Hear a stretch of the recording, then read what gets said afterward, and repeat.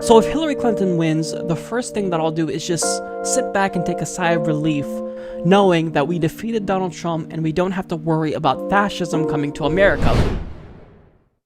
Now we have a President Donald Trump. Let that sink in. President Donald Trump. How strange is that? We not only gave him the keys to the White House, but we gave him the House, we gave him the Senate, and we gave him little institutional checks on his authority. So if it is the case that Joe Biden emerges victorious and he defeats Donald Trump, I think that all of us owe it to ourselves to just breathe a long sigh of relief knowing that we got Donald Trump out of power. Now, he may go very loudly and whine about it, he may be insufferable for a couple of months, but so long as we got that victory, his time is limited. That's a good feeling. Joe Biden will become the next president of the United States, and Donald Trump has in fact been defeated. That's a good feeling. It is a good feeling. If Kamala Harris wins tomorrow, of course, I will breathe easy, as I always do at the thought of defeating a fascist. And this is the third election in a row where I have to talk about the threat of fascism and whether or not the Trump era will be over. And I don't know if Kamala's victory will solidify the end of the Trump era, because 4 years ago I thought that Joe Biden's victory would do just that. And here we are. So in the event, 4 years from now, I'm saying, hey, I hope Trump loses so the Trump era is over, I'm going to be pretty upset. Having said that, though, he's getting up there in age and he can't run every election cycle. So this could very well be the end of the Trump era. And if that happens, it will be because she wins. But before we can even start to think about what she would do as president, we have to worry about the prospect of Donald Trump stealing this election away from her, which is sad. But we can't bury our heads in the sand.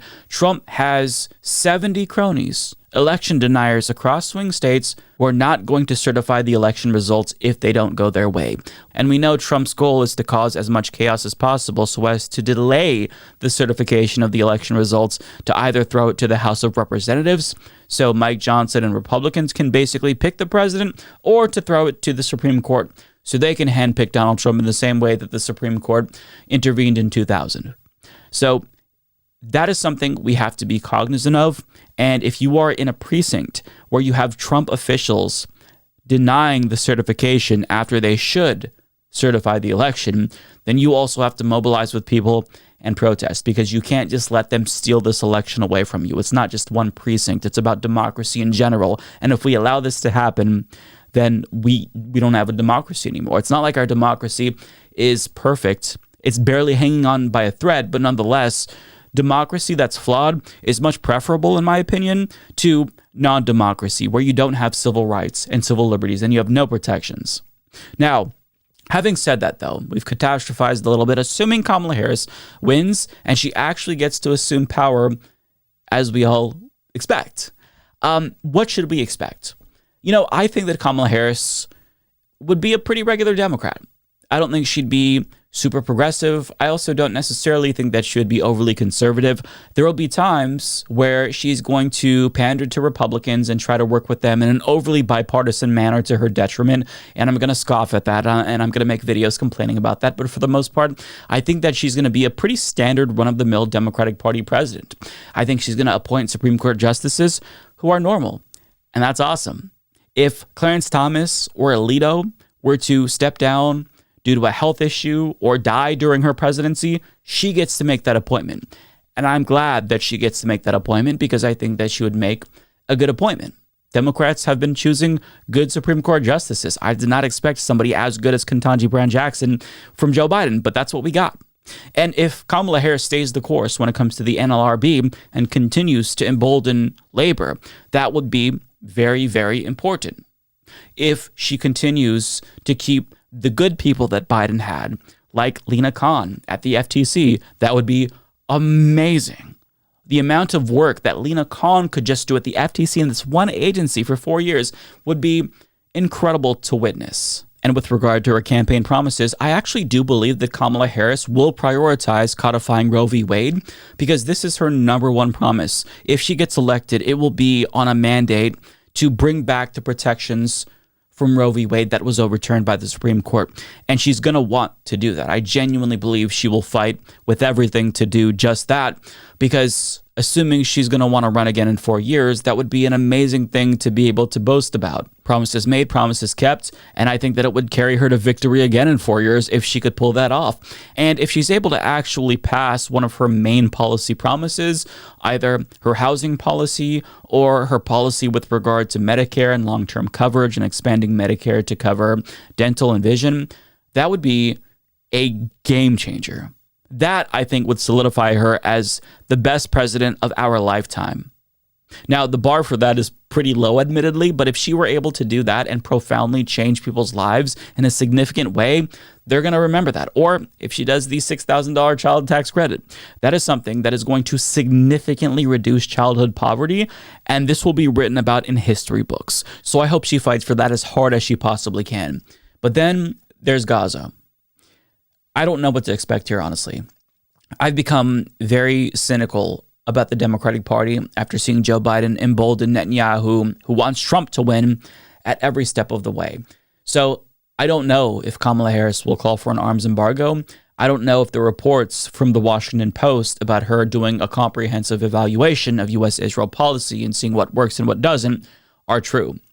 But what I do know is that she has Phil Gordon in her ear as national security advisor, and she would likely keep him on as her national security advisor in the event she were elected president. Phil Gordon is not Joe Biden. This is the guy who negotiated the JCPOA, i.e. the Iran deal, on President Obama's behalf. This is somebody who knows Biden's Gaza policy has been a disaster. So I at least feel a little bit more hopeful that with him in her ear, she would do the right thing, but there's no guarantee. But if she can actually get in office and make a swift change that ends the war, and she could plausibly do that by cutting off the weapons, that's going to be remembered. Now, with Joe Biden, my expectations were completely subverted. I expected a lot of neoliberal policies, and certainly we got that. But he was better on labor than I expected. Putting aside Gaza, he was better on foreign policy than I expected. I did not expect him to effectively end the drone war, but he did. I did not expect him to withdraw from Afghanistan, but he did. So if Kamala can subvert my expectations in positive ways like that, then I'll take comfort knowing that the Democratic Party maybe is moving in a more positive direction. I fear that she might want to shift more to the right if she's elected with a lot of Republicans that come out to support her. The campaigning with Liz Cheney, what does that look like? Is she going to be in your administration? If so, what role? I don't know what that's going to look like. But if she is able to subvert my expectations even minimally and get some of her agenda passed, that's awesome. That's all you can hope for. And end of the day, at a minimum, she's not Donald Trump and she's not a fascist.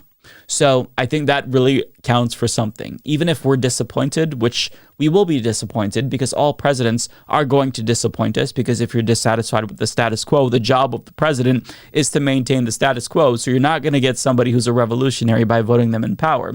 And sure, it might be the lesser of two evils, but lesser of two evil could mean the difference between life and death depending on certain policies. When it comes to abortion, when it comes to foreign policy, these differences actually matter, and I hate that people try to downplay the differences between the Democratic Party and the Republican Party. That's not to say that you can't criticize the Democratic Party. I think that you should, but you do have to know that there are differences between these parties that are meaningful.